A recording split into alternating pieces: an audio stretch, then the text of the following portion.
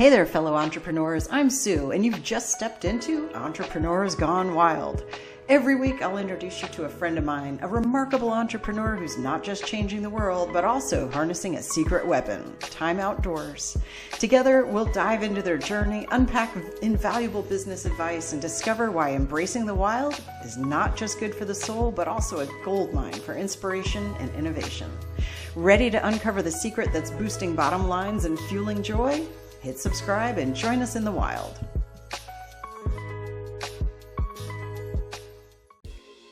Ladies and gentlemen, I am so excited to introduce to you Emily Aborn. She's a copywriter and content creator, and she's revolutionizing small business marketing. Emily crafts personality-filled, SEO-optimized content for clients in interior design, coaching, and other impact-driven sectors.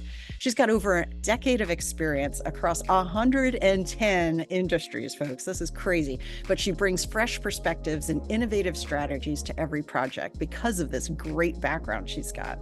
She's also the host of Content with Character. It's a podcast where she shares insights on content creation and marketing authentically. Her work consistently captures the unique voice of each business she serves. So get ready to meet a copywriter who's dedicated to bringing your business's story to life.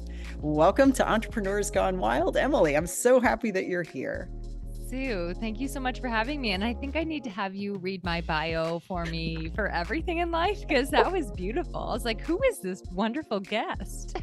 Well, that was definitely you. So it's nursing.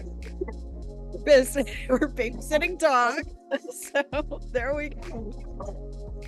One moment.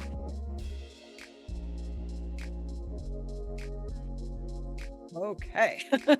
That may happen again. We're babysitting a fifth dog. Normally we have 4 here in the barn and there's 5. So it's a wild mix. But Emily, I'm so excited. Oh, she's coming up on the desk. Okay.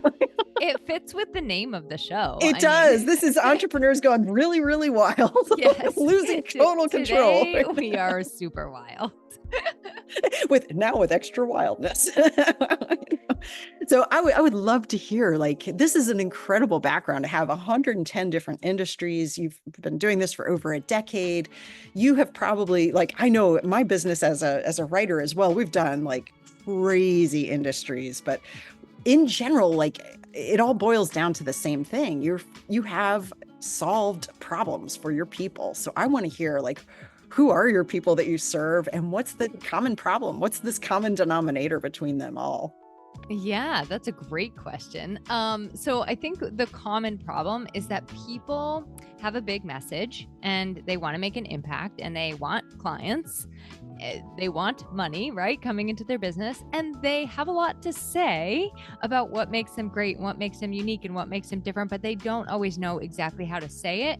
And I would say, adding a layer to that, they don't know how to say it in a way that speaks right to that ideal client. And I think that's the most important thing. As a writer, you really have to be connecting with the person on the other side, or else it's just you writing your diary or your journal, right? Which actually may connect with somebody on the other side.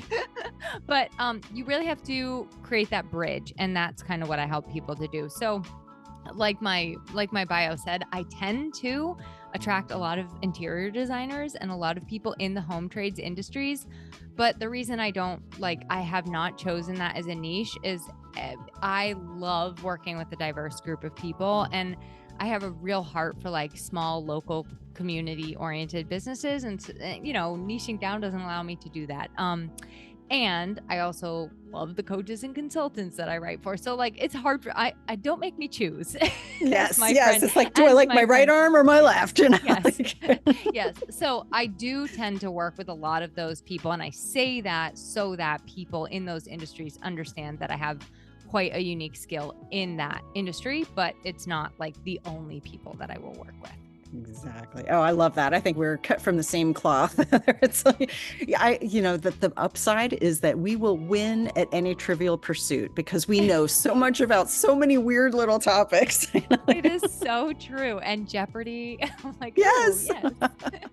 That's amazing, man. All right. So how did you get going on your entrepreneurial journey? Okay, so I think actually that will play into our Trivial Pursuit and Jeopardy thing as well. So I actually started, I studied health education in school, and my goal was really to be a health educator. Like I wanted to be a health teacher. I kind of was like the first health coach before health coaches were a thing. Okay. Wow. So that was really what I studied in school. And what that translated into was that I couldn't get a job out of college that would pay me what they promised me in college. So I'm like, they said I was going to make $60,000 a year, but I'm not getting that. So I ended up working for a lot of gyms and a lot of chiropractors and a lot of health practitioners. And it was just like one story like that after another. And finally, a mattress store was actually one of them.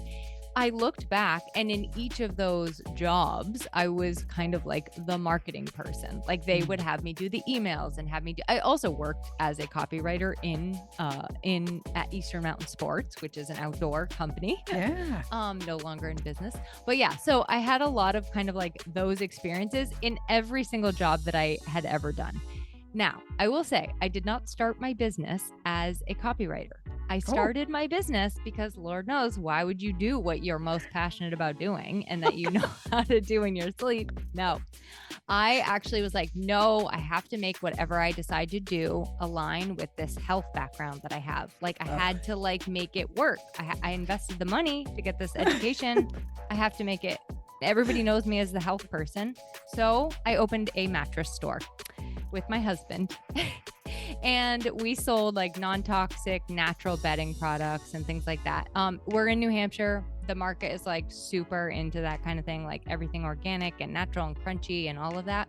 So it worked, and it was very successful on paper, and it sucked my soul dry. I did not love it. I did not like retail. I didn't like being stuck in one place every day, and I just didn't really like the selling. Like it's just constant educating on the kind of same thing over and over and over again. So when I sat down with a mentor, we looked at everything I was doing in my business, and she was like, tell me your favorite things to do in your business and your least favorite things to do in your business. And the entire list of all my favorite things to do was just like, I like marketing my business and writing about my business, and I don't need to be in front of it, you know, like I don't want to be here, but I like the behind the scenes stuff. So I just started doing that for other people, like people in my plaza. I was like, can I write your emails for you? Can I do your social media? And I did all the things for a long time. I did all the websites, all the emails, every single thing that people wanted. I was like the girl behind the scenes, sending the emails and posting the social media posts and creating the website in addition to writing the website. Like it was a lot. And then it took me like 2 years after that to really say, you know what, I'm going all in on this. Like all I do is the writing piece. And when I first did that, I don't know why, but it was like the scariest decision. I'm like, I've literally been doing this since I was a child. This has been my passion since I was a little kid. And for some reason, this is the hardest thing to announce to the world, that this is what I'm going to be doing. Like and anybody's going to be shocked, you know, oh, wow. Oh, shocked face. Emily's writing. Right?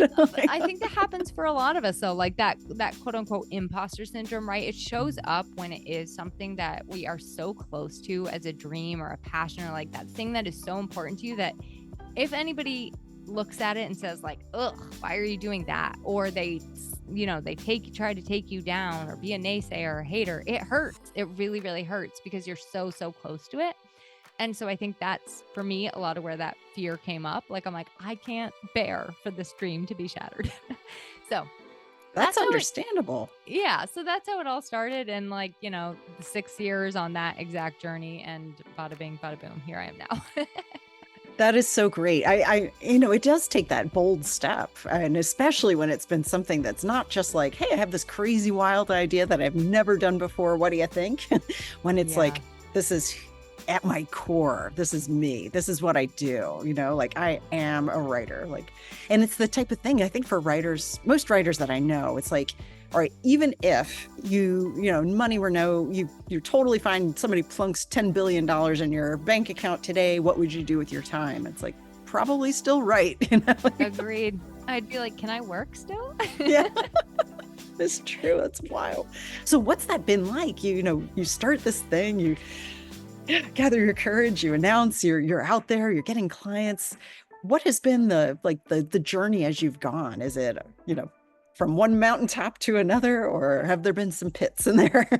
Yeah, so I'm glad you said that about like you announced this thing and you put it out there. It wasn't like that. It was a slow transition. Basically, it was just telling people, I'm not going to post on your social media anymore. Here's what I will do. So it's kind of a slow paring back, and rather than like dun dun dun dun, I'm here to save the day, you know. So that's one point right in and of itself. We often think that these massive pivots that we're going to make, or these things we're going to announce, like people care so much, right? They're like, okay, great. We're going to keep on going with our lives. You keep on going with yours. So I think that's important. And it has not been all mountaintops, for the reason that I think it takes all of us, I want to say 4 years, let's be nice. Let's say 3 years to really find what we love to do in our businesses, but also have the courage and the confidence to say no to the things that we don't. And also to really hone in on the kind of people that we want to be working with. Like, I've had some really bad clients situations. Yeah. And a lot of it was because just like a total misalignment on either expectations or values or the way that they respected me, things like that. So I think it has been a lot of that. And I will say, I feel like I'm at the very best place I've ever been in my business. And I feel like excited about it. I feel genuine joy for every single client I work with. I feel respected by them and trusted by them. And it's a good match. So, and I have like my eyes on like growth and the next thing. So that's an exciting place to be. And That sure is. I say that to say it's not always like that, right? Like Yes. it's not always sunshine and rainbows. For sure. Yeah, it's definitely a mix. I think anybody who's serving clients, it's like you have some hard lessons sometimes, some, oh, that's what boundaries look like. Oh, that was, maybe not the best way to, strategy for pricing this project, or, we've sometimes work for free. Whoops, my bad. So there's a lot, a fairly large learning curve, but, so the things that we do as writers, we rely on our creativity. And I've been dying to hear about this, because I always ask my guests, like, how do you do your best thinking outdoors? And you've got some incredible answers. I want to hear about the hawk. Okay, so I don't know. Yeah, you know what? The hawk did kind of spark some creativity, and I'll get to that after I tell you about the experience. So we have this, my husband's name is Jason, and he and I were like trying to think of something fun to do locally recently. And he was like, oh, I really want to go do some falconry. So I look it up, and like there is one literally 2 miles down the road from us, like a falconer. Oh my goodness. So we get to go. And I just think, honestly, like the knowing the location, I was like, oh, this isn't going to be anything very exciting. It's going to be like, oh, look, a hawk. Like you're going to look at a hawk and be like, okay, that was nice. So we actually got to go hunting with the hawk. That's amazing. It was a Harris's hawk, and they're very like pack driven. So we got to go on this like 90-minute hunt with this hawk. And basically you wear a glove and you have like a little food for it to come back to. And it kind of alternates between going to a tree and like scoping out the scene to coming onto your arm. Well, he told us some things about this hawk. He's very particular about the people he chooses to like bond with. So don't be offended if he doesn't come to you. And then he said, and he also has a lot of personality. So like you'll get to see some of that come out. So, I mean, the first time the hawk landed on me, I was like, oh, this is exciting, but it wasn't like anything super meaningful. But when he came onto my arm and he kind of like did this shaking thing, the handler, I don't know what to call him, the falconer, he's like, he only does that when he is like at his most relaxed state. Like that's something he would do if he was like high up in a tree and like life is so good. He would just like shake like that. And I was like, oh my gosh, like we have this. And hawks, they're not like they're not like a dog. Like you can't like, they choose you. You don't choose them. So true. It meant a lot. And I'll say this, like I've had a lot of fear of nature in my like younger life. And it's only as an adult where I've started to like really love it and not fear it. And that moment was like the most, I'd say, connected I've ever felt. Like I could actually just feel like, oh, I'm like a part of this. Like I'm not distant from this thing. I'm part of this. It was really magical. So it's hard to put Wow. into words, which Yes, is for the sure. problem with natural experiences. Right. It's like you got to be there, and it's like the video could do it, a picture could do it, but, it's nothing compared to the actual experience of, wow, having this and being chosen by a hawk to, Yeah, yes, yeah. this is my friend today. Like, When we went that's away, we were amazing. like, oh, we want to be best friends. Like, we want Mahood to come home and live with us. That's so amazing. And then what do you do like on an ongoing basis in order to, spark those creative ideas? Yeah, so I take my dog for a lot of walks, and we're pretty lucky. We are butted up to conservation land. And actually recently there was like a disease that hit a whole bunch of the trees. So they chopped down so many of the trees, Oh, which is bad in that like now the entire path is like covered in tree debris. yeah. But it's good in that the forest is going to regrow, which has been already so amazing to watch. Like it's so fascinating when the light comes in to see like what is growing new and where things are growing. Like you just see these little things. You're like, oh my gosh, this is so cool. Like there's a stump that is literally growing another tree from it. Isn't And it's that like a little cool? tiny baby tree. And I'm like, that's very powerful. So Yes. it's really actually kind of beautiful to watch something that's been like totally stripped down coming back to life. Yeah. But the other benefit is like nobody's ever back there. So Nice. it's just me, my dog, and my husband really that walk on that trail. And I do that every single day, usually 2 times. And I use it for when I use it just like to get my morning kind of on the right note. Like I don't think I actually could write for my clients until I get my walk in, like it's just Nice. very important to me. But I also use it when I'm feeling really overwhelmed or when I need to make a decision or when I am having a complete and utter writer's block or like something's really bothering me or I'm really worried. Like it is just such a head clearing space out there. In fact, Yeah. it's the trail my husband and I walked on when we were trying to make the decision about like, do we keep the store or do we close the store? Like I remember it so vividly, us like tromping back out there with our snowshoes, That's So so cool. yeah, it's a trail that holds a lot of our like big conversations and our big secrets, That's amazing. And to have that, like, it's got to it's almost like a trusted advisor now. Like, you're like, Yeah. hey, I came out here to make this decision and that decision, and this guy idea came, and wow. So where you're going, you mentioned, next is like, how do I grow this some more? What are some things, that you're like, this is the trouble. I'm sticking this in the percolator. I'm going outside. I'm going to think it through here. What are those things for you now? Well, I'll give you like some really tangible examples. So I do like a meeting at the end of every year with all the website designers who I collaborate with most, because as a copywriter, I work very closely with web designers. So I'm getting ready for those conversations and I use some of my time out there to be like thinking about my ideas for those conversations and what I need to say and how I need to say it. So that's one like tiny thing. But then like even bigger, it's like the questions of like, what do you really want to be? Like you can take any question with you on a walk and you don't always come back with an answer right away. It sometimes takes a couple of walks, but it's out there.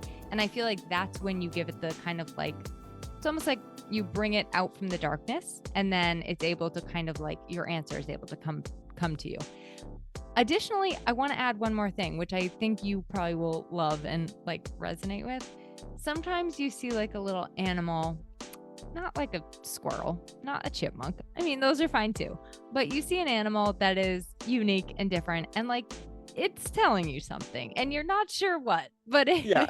it is telling you something. And so I always see those kind of things too. Like I saw a piebald deer. Do you know what a piebald deer is? Yeah. So it's got the white spots on it, right? That are like where there's no pigment.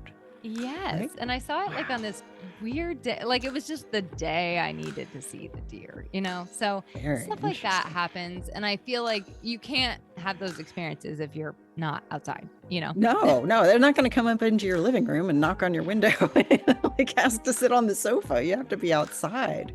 I want to share one more too, just like as an idea for connecting with other people. Like I don't like networking events. Like they're just not really my thing, but I will connect. Like I love taking somebody on like my favorite trail and or taking my, like, me and my friends, we have our absolute best conversations on a trail somewhere, like just 90 minutes out in the wood. It's amazing out in the woods. You're sharing that experience, and it's so just does something different to the conversation. It's so much more powerful. I think there's this thing where they say, like, men like to have conversations while they're like next to each other rather than facing each other. I'm like, no, we like that too. Yeah, I was gonna say, I like that too. Yeah, I'm not a man. yeah, exactly. So I think that's another just like little known sort of resource that the woods can offer you, or That's so great. whatever nature is for you. Yeah, any nature. And I interviewed somebody who lives in Alaska. And so, and she's a business coach. And so she had a prospect who was actually local to her, which, what are the odds, right? In this day of, serving a nationwide audience or global. And so they were getting together, and she's like, well, are you more like a go grab coffee kind of girl? Or are you like, hey, let's go kayaking? Next thing you know, they're out in the kayak. I'm like, that is incredible. But I knew you had a great name for this. And I love this. You got to drop that out. Okay, yeah. So we dubbed it net walking here locally. Isn't that the best? We actually would get like a whole group of local business women to do it regularly. Wow. And like, again, the woods really foster this sense of you just kind of become your true self. There's no sort of like, you don't have to be so buttoned up as you do at a coffee chat or at a networking event. It just gives you the permission to really, really be like authentic when you're in that setting. I mean, the truth of the matter is some people don't do well in that setting. And so like bugs flying in their face, you see their true colors. Yeah. If they lose it, you're like, okay, mental note here. My friend Samantha and I, it ended up just being her and I one day. And we have deer fly here in New Hampshire, and they swarm you. Like it is actually the thing that could drive, like, I think you would die from insanity if you didn't have protection. So one day we're out there and they were so bad. And she and I, like, we were laughing about it, but we were so frustrated. Like, we both were like hot, and it was muggy, and we wanted to like cry, but like it somehow brought us closer together. It's like, you can laugh about it now, right? Yes. Like, I'm like, I think I want you as like my partner on Survivor if we ever have to go. Yes. Right. Oh my God. Or zombie apocalypse, you're in the team, right? Exactly. That's so cool. I love net walking. I love that so much. That's my brain is going, ooh, like, I can do that here. Yeah, that is so cool.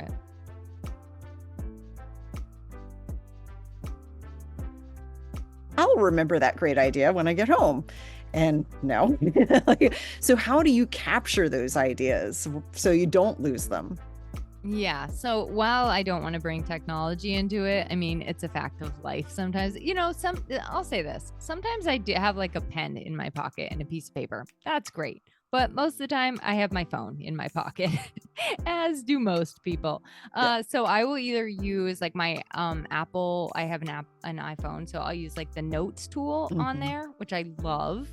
And I'll also use like a voice memo tool. If I feel like something is a little like it's not like a listicle, it's like something with more depth, then I'll do that. Sometimes I forget that those things are there.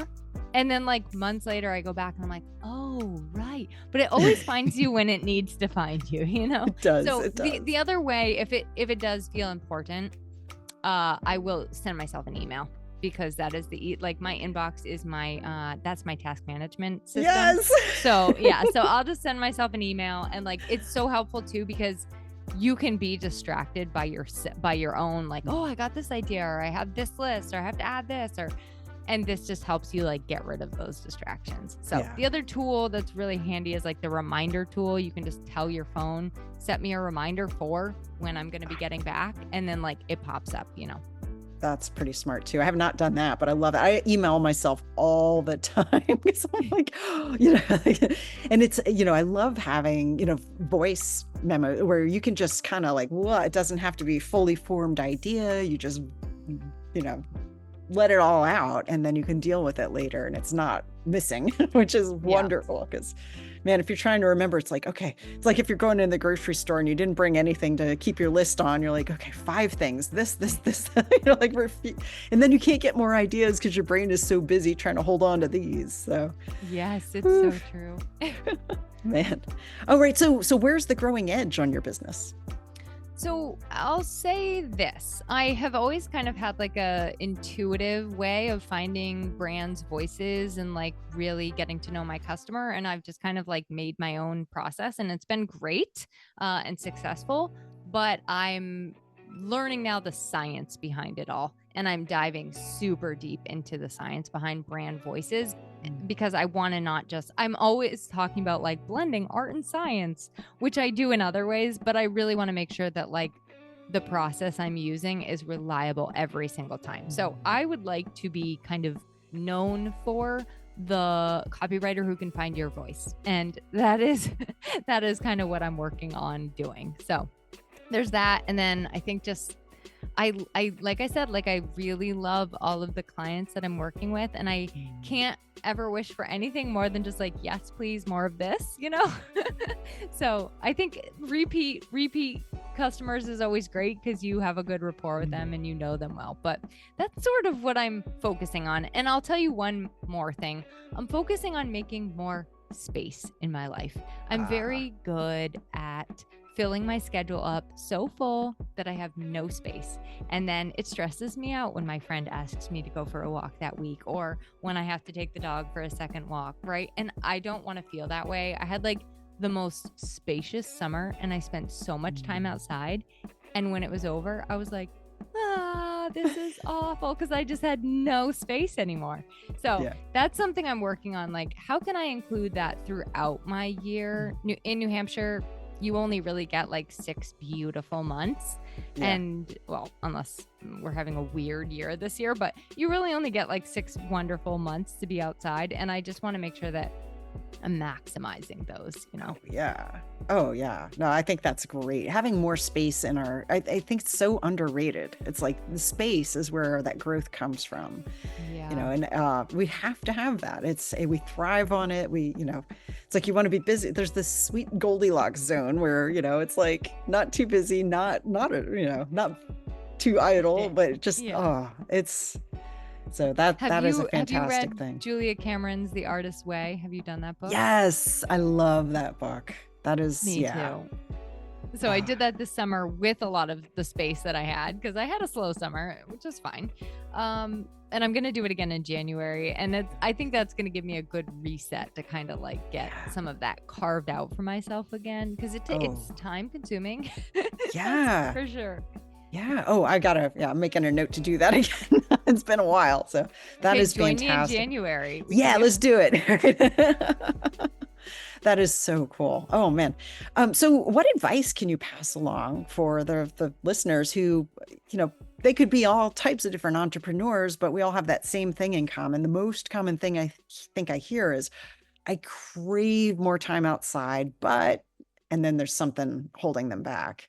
And you know, I have solutions that help them get outside more faster and, you know, not have to, you know, be sitting at their screens, but it just helps to hear it from more people. And hey, this is, you know, like, I won't even qualify it more, but what advice could you pass along that maybe would be helpful to them to help them get out more?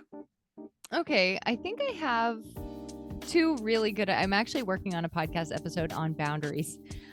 So as far as time boundaries go, like if you are looking for more time, the way to do it is to put boundaries on your time. Give your time different jobs, right? So like at this time in the morning, I do this. And then at this time in the afternoon, I do X, Y, Z. So I'm pretty good with my work boundaries, although this year they've been a little bit more blurry. So I'm working on like really tightening up those boundaries, and it looks 2 ways. First, it looks like a distinct time that I start and stop my workday. I don't let it like trickle over.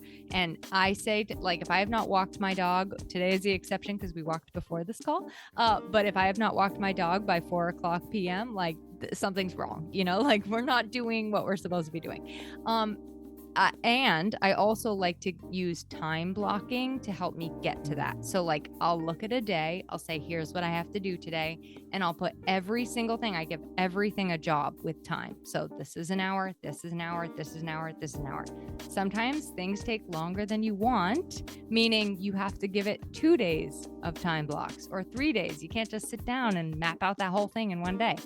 And I think that's okay. I think some space in between things is good. So I think just being really being really clear on what you want your time boundaries to be.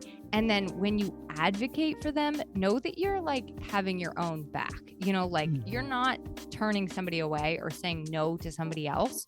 You're having your own back, which means that when you do show up for them, you're going to show up even better. And when you show up for yourself, you're going to show up better there too. That is beautiful advice. That's fantastic. I think we've, even if you're doing this already, do it again. It's really good for us. So I know. I always say boundaries are like, you have to like reevaluate, rinse, repeat, reevaluate, rinse, repeat. I love it. The 3 R's. That's great. That's great. All right, Emily, where can people find out more about working with you?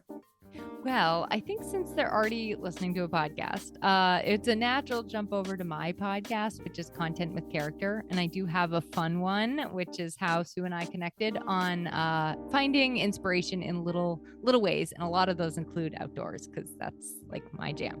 So that's an easy jump. And then you can find my website and all of the social links over on that podcast. Beautiful. Thank you so much for coming. This is I love it. I think I want a hawk. We need hawks. I'm telling you. If we get a hawk, you got to come over here and you show me. Okay. Thank you so much for having me, Sue. This was a lot of fun. Absolutely. Absolutely.